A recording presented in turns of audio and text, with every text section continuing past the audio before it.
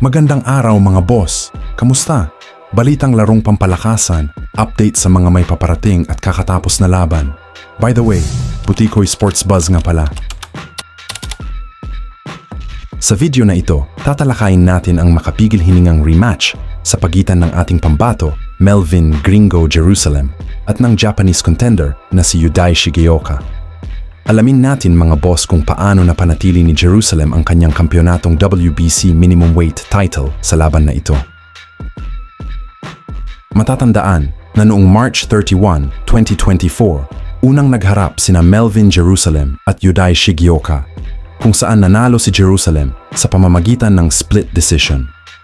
Ngayon, isang taon matapos ang kanilang unang laban, muling nagtagpo ang dalawa sa Aichi Sky Expo sa Tokoname, Japan, nito lamang March 30, 2025 para sa isang rematch.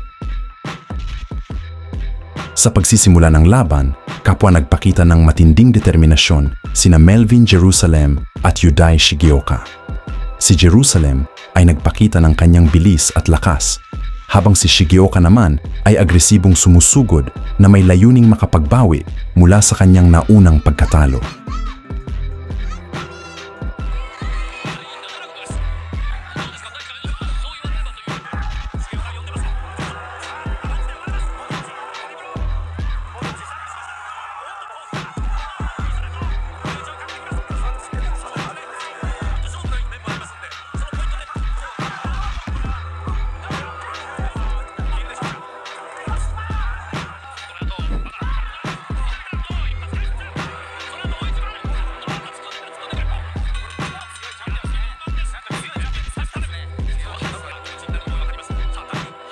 Sa kalagitnaan ng laban, lalong naging dominante ang ating kababayan.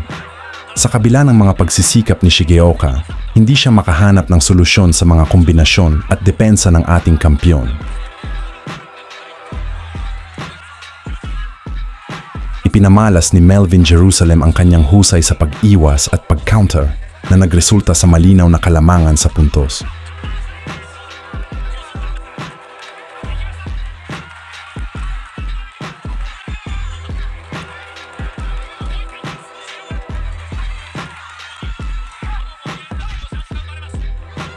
Sa huling mga rounds, bagamat pagod na ang parehong boksingero, patuloy na nagpakita ng tapang at determinasyon si Melvin Jerusalem.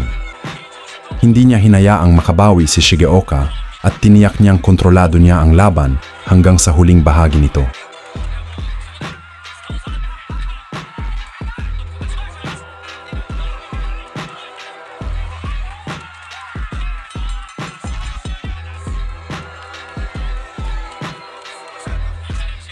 Pagkatapos ng 12 rounds, nagkaisa ang mga hurado sa kanilang desisyon na pabor kay Melvin Jerusalem. Sa pamamagitan ng unanimous decision, matagumpay niyang napanatili ang kanyang WBC minimum weight title at pinatunayan na ang kanyang naunang panalo laban kay Yudai Shigeoka ay hindi tsamba.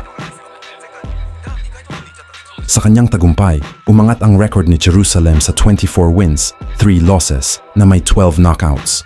Samantala, bumaba naman sa 9 wins at 2 losses ang kartada ni Shigeoka. Sa kanyang panayam pagkatapos ng laban, sinabi ni Jerusalem na ang kanyang tagumpay ay bunga ng masusing paghahanda at determinasyon.